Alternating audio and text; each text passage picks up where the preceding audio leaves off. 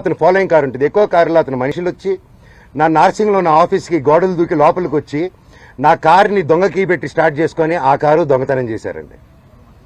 అంటే ఎందుకింత దరిద్రానికి దిగజారుతున్నాడో నాకు అర్థం కావట్లేదు.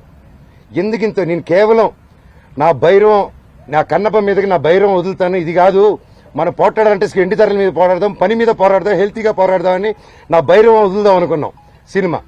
ఇంకంతే భైరవం వదులుతున్నా అనేసరికి టెన్షన్ అయిపోయి కన్నప్ప పోస్ట్పోన్ చేసుకున్నాడు. ఆ కోపం ఎలా చేసుకోవాలో తెలియక నా మీద ఇదంతా రుద్దుతున్నారు. ఇమీడియట్గా డైవర్షన్. ఇప్పుడు మా అమ్మగారికి మా నాన్నగారికి వాళ్ళకి అవసరం అండి ఈ వయసులో.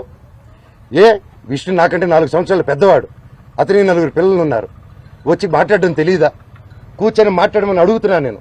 పెద్దోళ్ళని కూర్చొని పెట్టి అడుగుతున్నా, మాట్లాడలేరా? ఇవన్నీ కాకుండా ఇలా పోలీస్ ఆఫీసర్తో హైకోర్టు నుంచి నాకు ఆర్డర్ వచ్చిందండి. ఇది బాగా వినండి సార్.